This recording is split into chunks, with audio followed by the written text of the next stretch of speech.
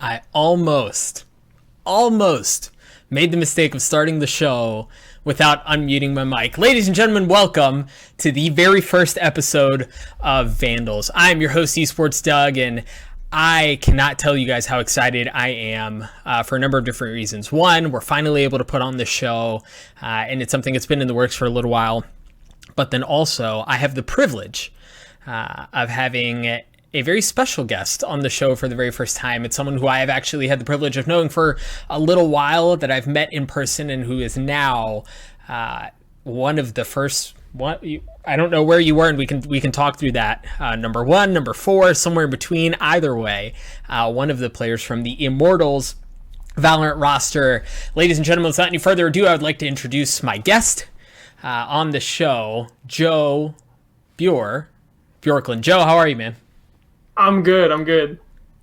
Thank you. How are you, Doug? I am doing absolutely splendidly. Thank you so much for joining me. Thank you so much for having me on the show.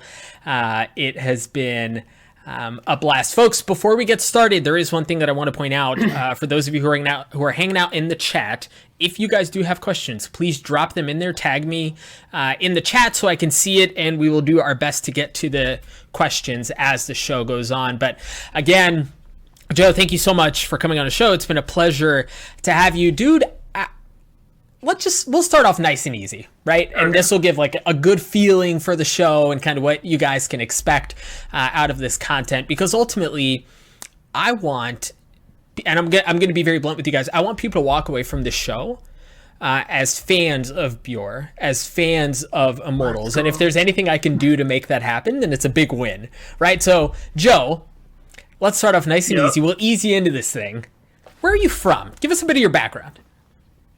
So I'm from Shakopee, Minnesota. I went to high school here, and I just recently graduated last year. And then I also attended a community college not too far away from here.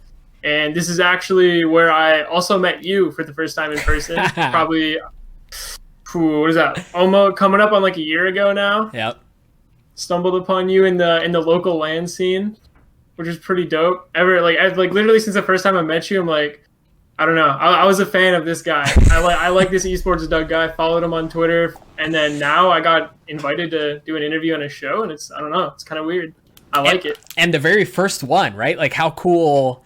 Not only to be able to do this, but to be able to do it with someone again who's like local, who I've had the privilege of meeting in the past. So thank you. So you mentioned you're from Shakopee. Talk to me about gaming? How'd you get into gaming? How did that start? I originally got into gaming from my older brother. He had a gaming PC when I was probably around like 7-8 years old, and then he was around 16 at the time. And so I kind of just grow up watching him play CS Source. Whether he played Cal Intermediate, so I watched him play like those competitive matches, and then I also watched him play Oblivion, which like really intrigued me at the time. Sure.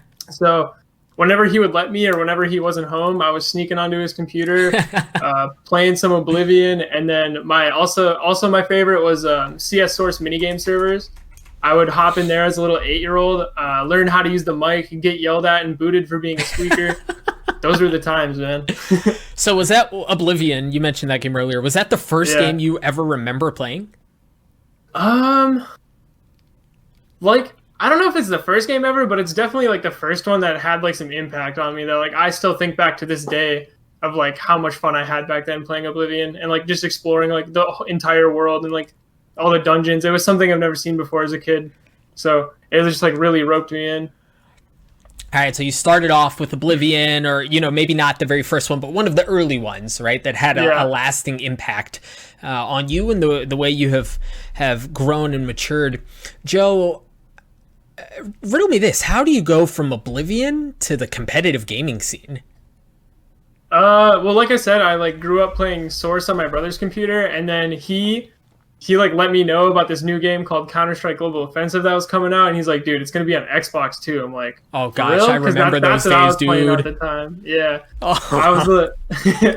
I was just playing a ton of Halo Reach on the Xbox, and then I heard Global Offensive was coming out, so I hopped on that, and like it was the Xbox version, so I didn't get very addicted. We don't talk about that game much. Yeah, I didn't like it that much, but finally, like my buddy in 7th grade or 8th grade, somewhere in middle school, convinced me to like save up, get a gaming PC, and then I finally got that, and that's when I downloaded Global Offensive, and that's when the addiction started. I went from playing like pretty casually with all my school friends, and then eventually, like, as egotistical as this sounds, like I kind of got tired of carrying them, so I started solo queuing MM. Yep. And then within like 400 hours, I went to SMFC, which is like the second highest rank in the game or whatever. And then from there, I went to go on playing ESEA. At that time, I was probably like 15. I loved Counter-Strike so much, like probably when I was like 15, 16 years old. But then as time went on, I kind of like, I don't know, I kind of like lost the passion I had with that game. And so I saw like I throughout those years, I always competed in the ESEA leagues and like and the pug leaderboards, trying to get rank G, rank S, all that. But the last few years, like I definitely stopped playing as much as I used to and didn't enjoy it as much. But then Valorant comes in. Well, let's take a step back from that. What was the transition? You mentioned you started off. You didn't start off, but you put in a good bit of time grinding Halo Reach. You put in a good bit of time playing CS on the Xbox, which, if anyone, we joke around about it because if anyone had the, what's the word I'm looking for here? The unpleasant experience of having to play that. I remember playing it myself and it sucked. I hated it. It was.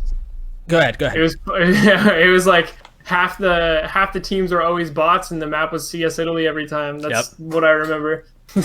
Well, but tell me what was that transition from, you grinded console shooters a lot and then hopped back over to PC after you got your own. Was that difficult for you? Did that come pretty natural because you had some of that background already? What was that like?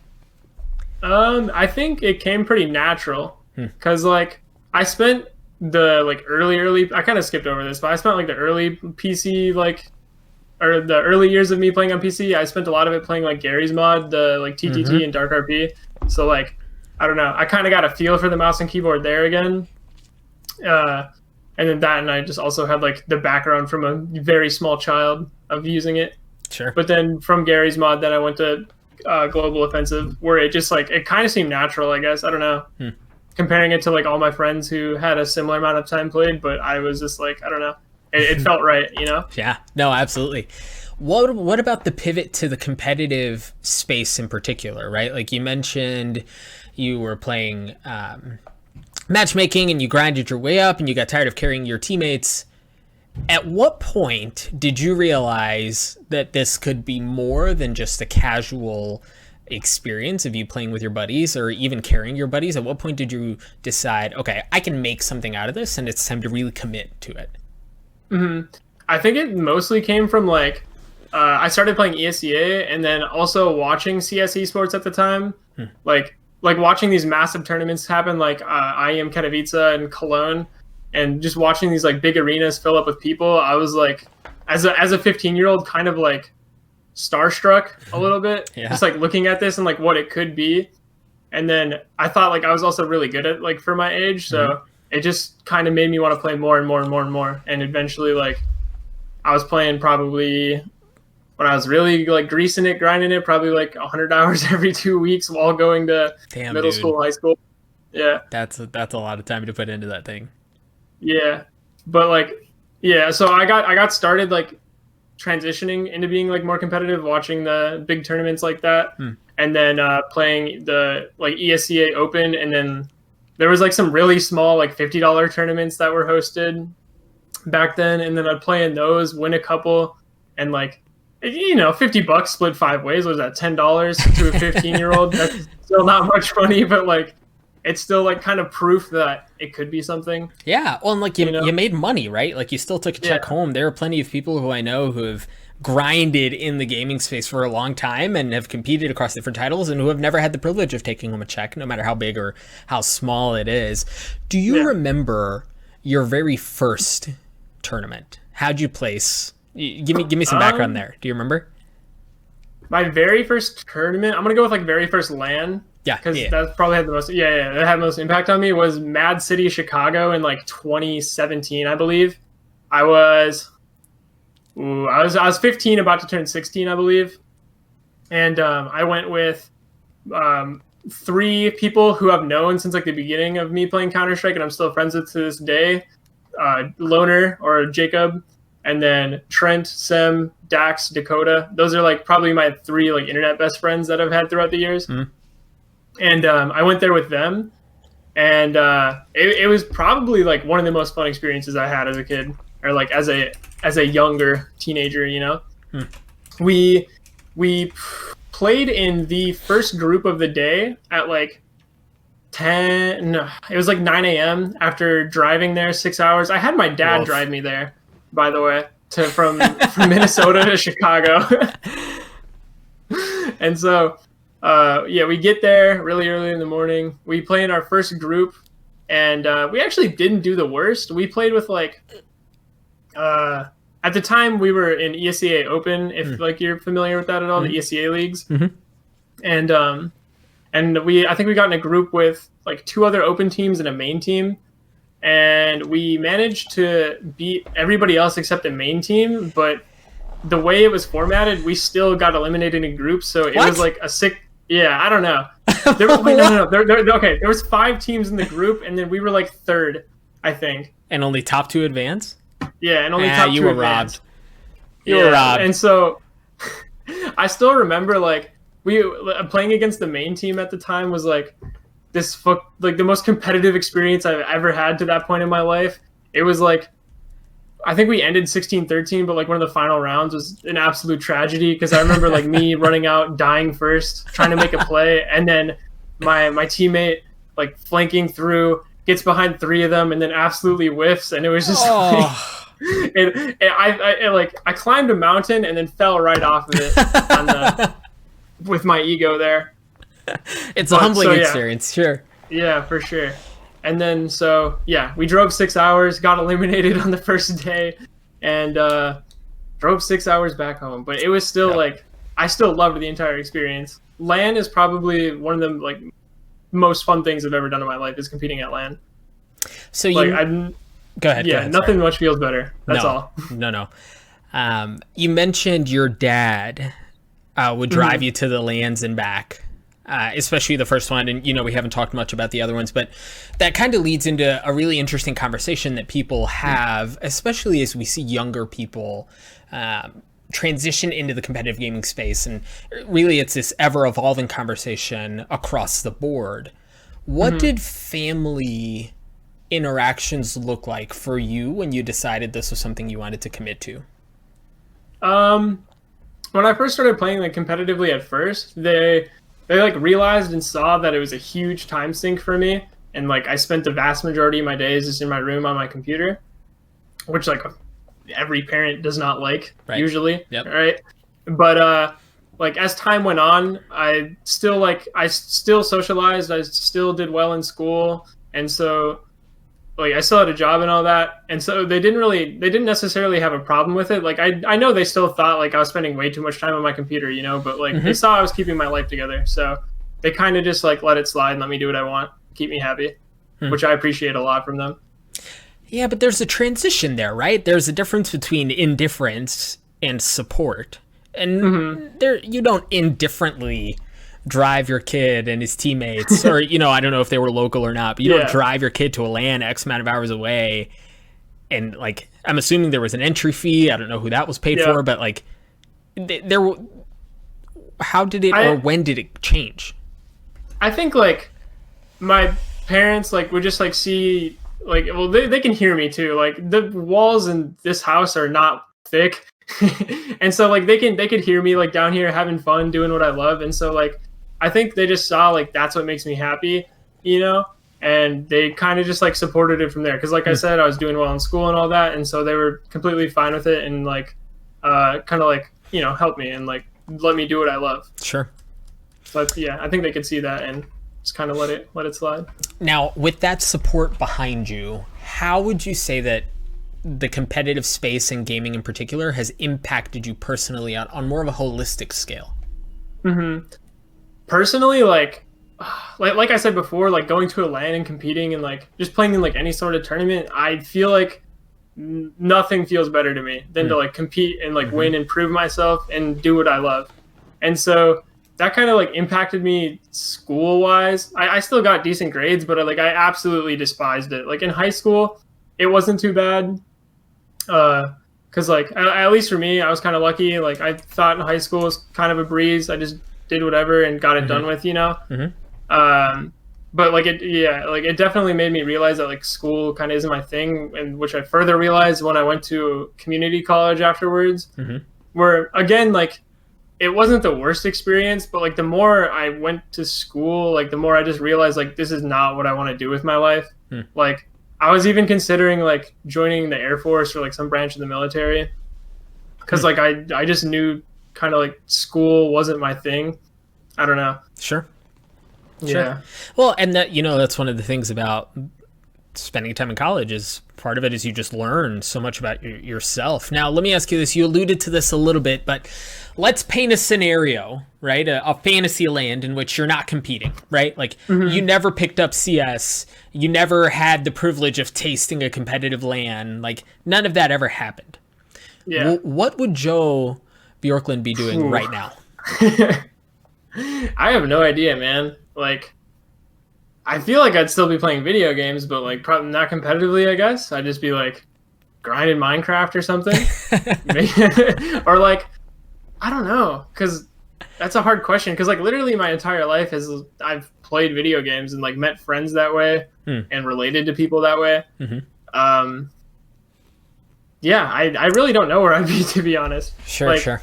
If like I said before, like I was thinking of joining the military, so that I guess that's where I'd be if like Valorant didn't work out, because that was my secondary life plan. All right, now yeah. Well, you make a really good point there on Valorant, which is a perfect segue. I want to heat things up a little bit here in this conversation. You and this, I mean this with no disrespect at all.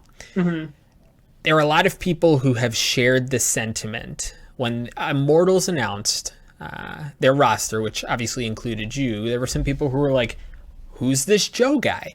But at the end of the day, regardless of their opinions, you just signed with a major tier 1 organization when the game wasn't even out yet.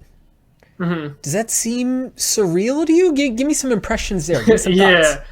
100%. Like the whole tryout thing that we did was like kind of, I don't know, like we were winning tournaments with our like Valorant team beforehand, and then from that they like distributed these like Immortals 10-man tryout things, and like all of my friends that I was playing with and all of my teammates were from CS, and we've never really seen something like that before, where like we literally just got a bunch of people, mixed it up and played 10-mans, right? And so yeah, like everybody thought it was super sketchy, like nobody actually does this, and like a lot of people didn't take it seriously, which I think was a very big mistake in their part. But I hopped into it. I like tried, like I didn't feel nervous or anything because it was like that 10-man environment. So coming from CS, playing a bunch of that, like it just seemed kind of natural to kind of like hop in, just play with a bunch of random people and just you do you, you know? Yeah.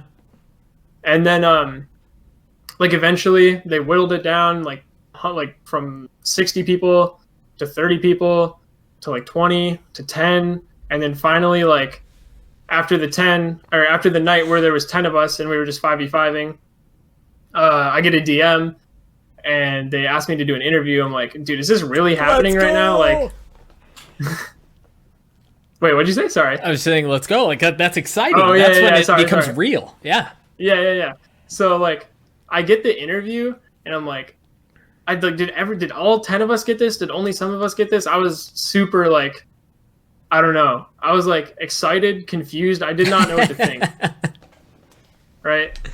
And then like, I do the interview, and then he says, yeah, sounds good. I'll get back to you in like a day or so. And then the next day I get a message saying that they're interested in me, like contracts will be written out, and then like at that point I'm like, dude, they have the wrong guy, right? like I'm sitting there reading the message, and I'm like, I'm gonna wake up tomorrow and then he's gonna be like, yo, my bad, we sent this to the wrong dude. We met the other Joe Bjorklund, not you. Yeah, Sorry. yeah. Common name, common mistake. Yeah. Like I thought for sure that I was gonna wake up and then all my hopes and dreams were just gonna be crushed. So like I was kind of just I was really wary about it until I actually like sat down and signed it, you know. Until well, yeah, that's when I realized it was real. Until like I got the contract, it said Joseph Bjorklund on there. I'm like, all right, they wait, can I cuss on this? Or like, yeah, do you, man? Do you? All right, yeah, I got the contract, says my name on there. I'm like, all right, they're not fucking with me. Let's go. And then I signed, and like, I don't know. From there, like, it was just it's surreal. Like from the announcement, like all my friends are supporting me, and like my family's like even more supportive now because they see like this is real. Like it's a job career thing. Like you're not just sitting in the basement playing video games. You know what I'm saying? Like I don't know. It's really fucking exciting. It's dope. I don't know what else to say. Well, I'm super grateful for this opportunity. Well, at what point? Let me ask this question a different way. When you started this process, when you were starting to play the 10 mans and you know all this, did you go in? What was your mentality going into it? Was it, there's no way, this is like a long shot, this is a shot in the dark, or you know, what was your mentality like going into it? It was for sure like a long shot because like we got invited to the Discord. There's like 60 other people. You're like, how am I gonna differentiate? That's a hard word to say. I got you. You know what I'm saying? Yeah, I got you. yeah. How am I gonna set myself apart from like these other 60 people when I'm looking at like all these names I've seen from CS, Overwatch, mostly CS and Overwatch. Yeah, like all these names I've seen from there playing like MDL or Overwatch League or Contenders League, stuff like that. Like how am I better than these guys? And then so like, I don't know, like I didn't do anything like really in specific. I kind of just was like myself and played as best as I could throughout the entire time. And I guess like that showed, and they liked that, and they liked me as a person. Because I remember like they released like our coaches and our general manager released a video like just like today of them talking about the tryout process and why they picked who they did. And then, so I guess they just like liked me as a person, and I wasn't bad mechanically or like fundamentally. So, like, it just all worked out. I think. Like, I came in like trying my hardest, but not like psyching myself out, not like getting myself nervous or anything like that. Because there's just another 10 man, so I'm gonna do me. You're probably selling yourself a bit short here by saying mechanically you're not bad.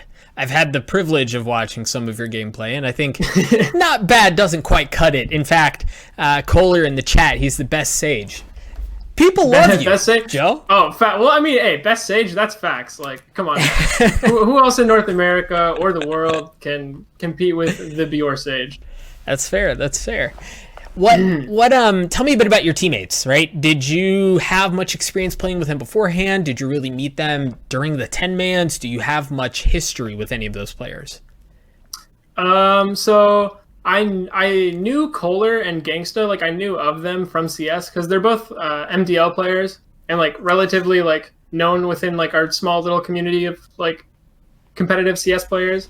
I actually remember like a month before this all happened that me and Kohler got in a pug against each other, and we're just kind of like trash talking each other in the in-game chat, and and I don't know, it was a really fun time. Like it wasn't like toxic trash talk. We were both just having fun with it, and then we followed each other on Twitter, and then that was kind of the end of that interaction until finally like we picked him up onto Immortals, which was kind of like a weird thing to go from like seeing him in an ESEA pug and like trash talking each other a little bit to both being on the same pro Valorant team.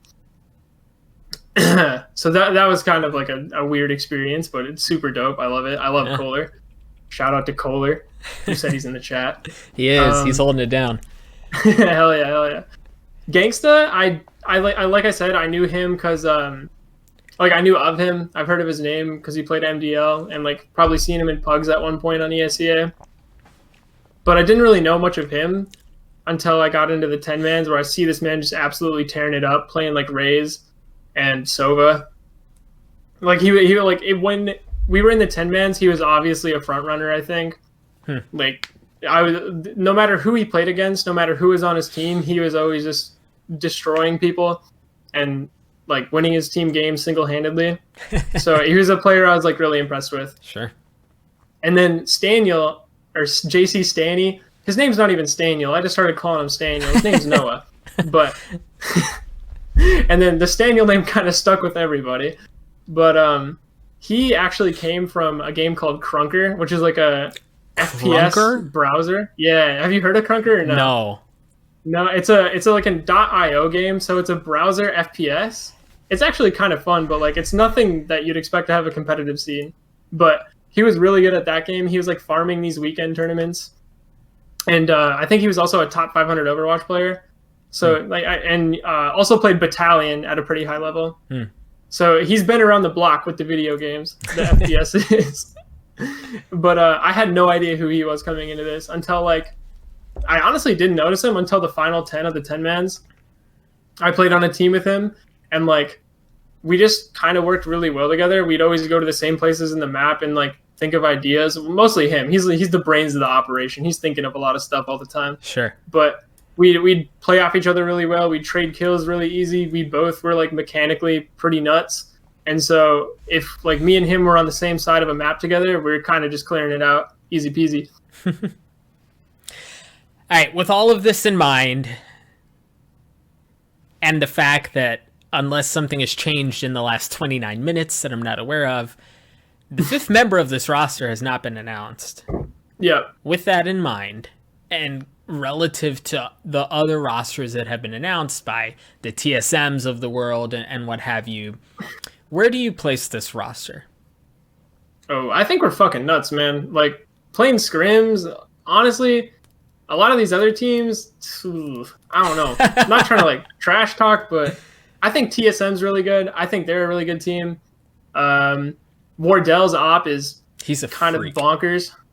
It's not fun to play against, dude. It's not fun to play against. He's so good. But in the terms of, like, every other team, I honestly think TSM's the only other one that like really stands out. I think there's a team called Code 7. They run some really goofy comps. I think they definitely can catch people off guard.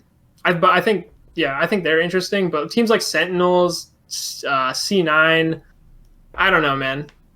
Like they're decent, but the Immortals are on top, baby. That's all I gotta say. Immortals on top. All right. Folks, if you are just tuning in, thank you so much for joining me for the very first episode of Vandals, as you can see right there.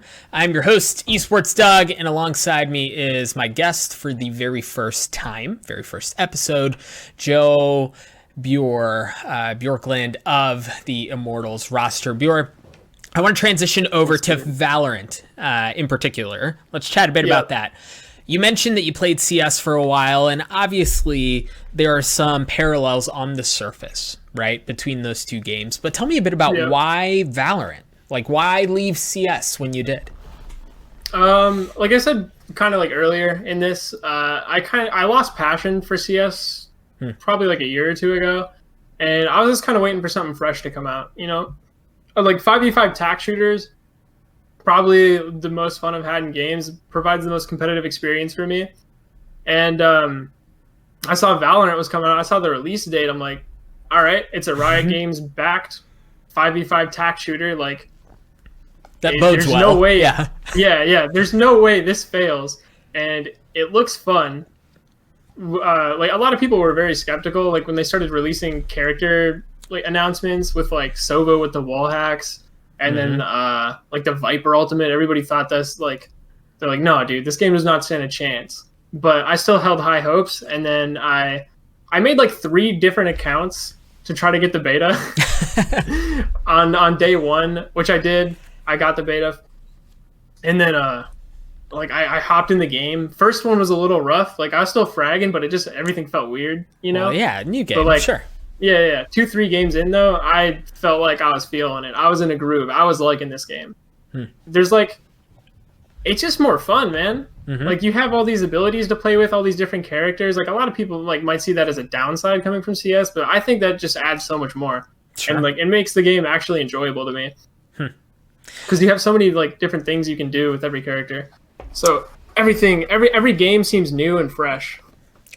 at least Speaking of in this point in time. Yeah, speaking of abilities and different things you can do with different agents, it is very prevalent that you prefer Sage. You've played a good bit of Sage. Why Sage? Okay, so honestly, Yes. I wanted to I really wanted to go pro, right? Like that's been my dream since like a 14-year-old, 15-year-old, right?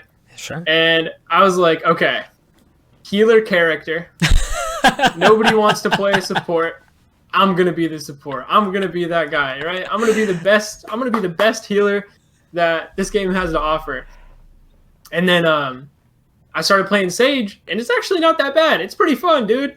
Like you can be an idiot on Sage. You can do all sorts of stuff. You can like peek on top of walls. You can go fight 1v2. If you get messed up, you heal yourself. Like it's like nothing happened, you know? It allows you to just like be goofy. It allows you to do whatever you want because you have a lot of get out of jail free cards. And so I think that fits my playstyle a lot because like at least in CS2, I was always doing dumb shit. I was always running through smokes, just having fun with it, you know? Sure. Always trying to get like that first kill or like an advantage. Well, and so yeah, I think Sage, like you wouldn't think complements a playstyle like that, but if you play it like me, I guess, then you can kind of do whatever you want. As long as you don't have revive up. If you're dying first with your revive up, you're trolling. I learned that very fast on Immortals. Well, look, I've had one game experience with Sage.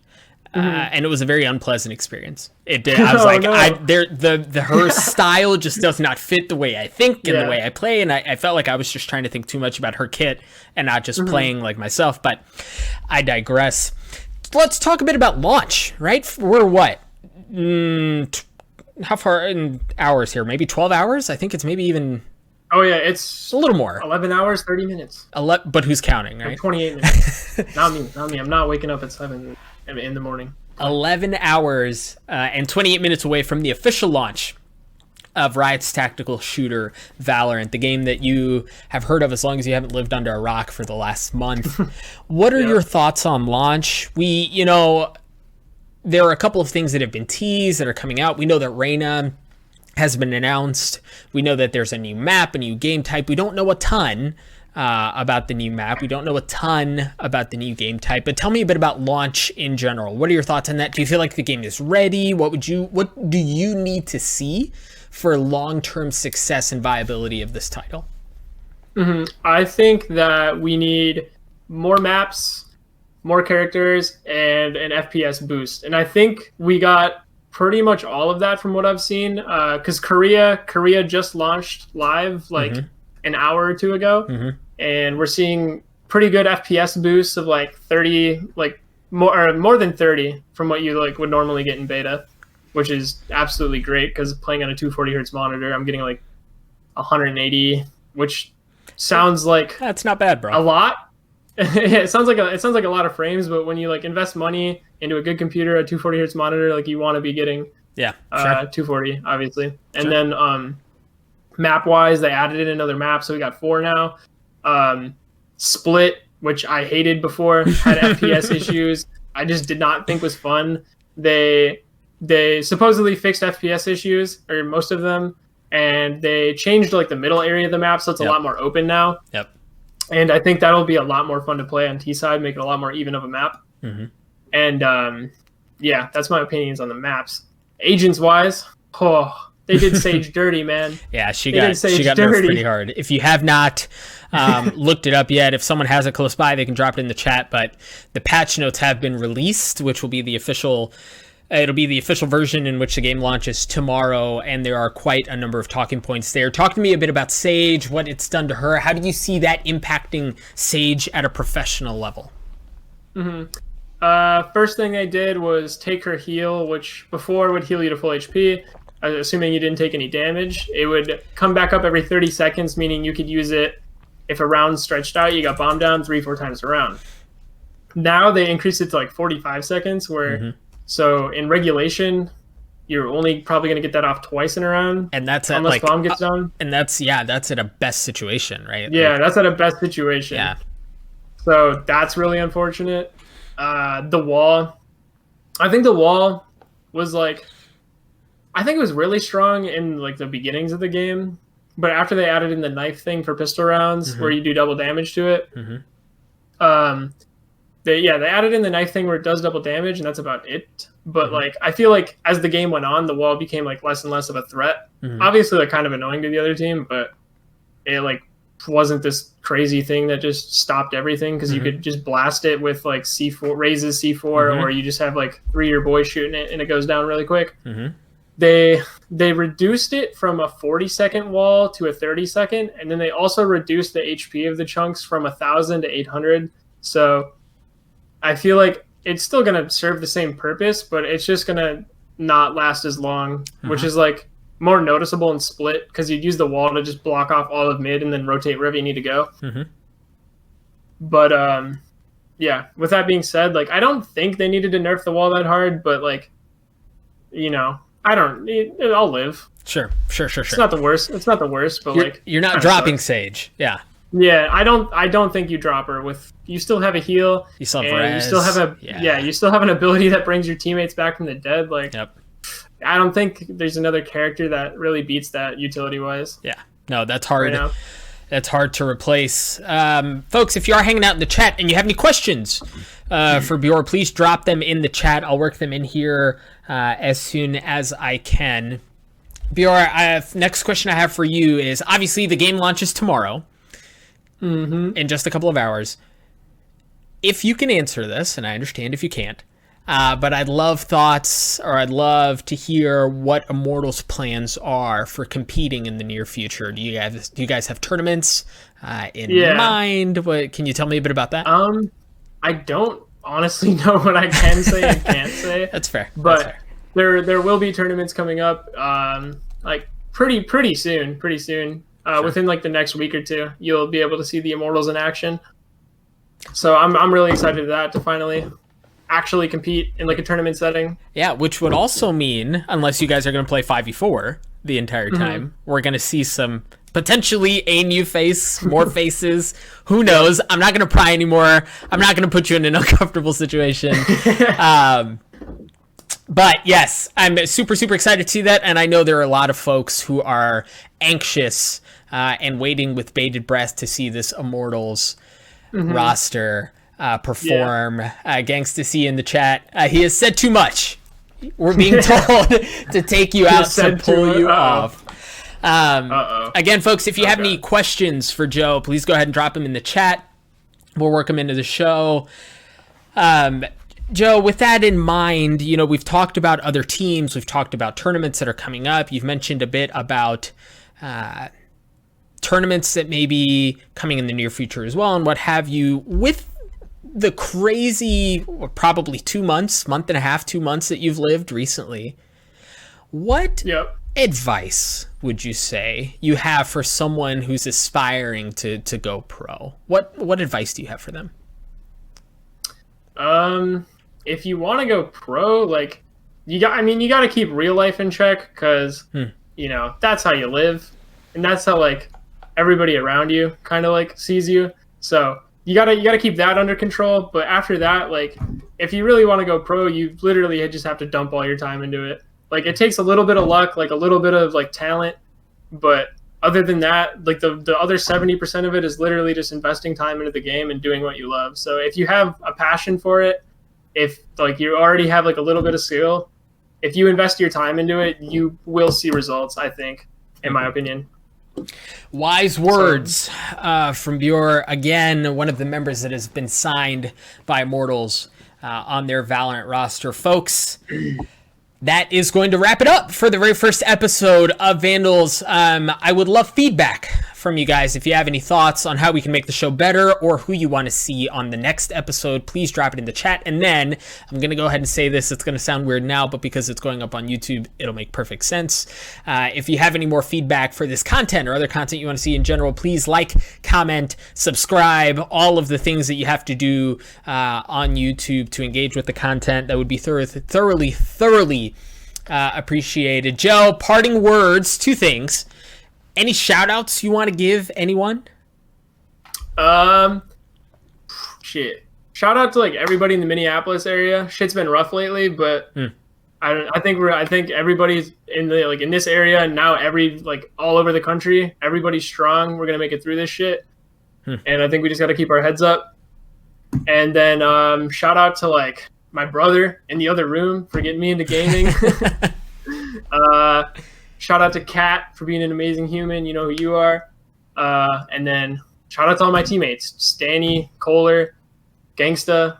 Not a lot of us have a following. We're not really that known, but y'all are gonna hear of us soon. We're gonna make some waves out there.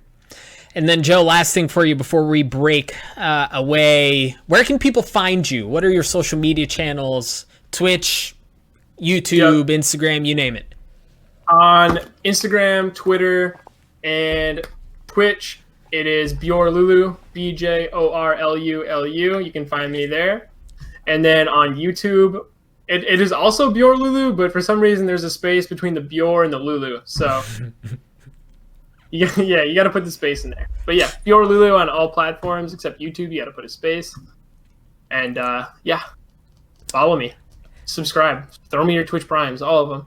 You heard the man. Subscribe, follow, throw your Twitch Primes his way. Joe, it's been a pleasure. Thank you so much for joining me. Thank you so much for being the very first guest on the inaugural episode, the pilot, if you will, of Vandals. Folks, we're going to go ahead and wrap this thing up. Thank you to everyone who hung out in the chat. Thank you to everyone who watched. Again, if you have more feedback on what you'd like to see, who you'd like to see on the show, please let me know. Again, this has been Esports Doug, and closing out the very first episode of Vandals. Have a good night. Boom.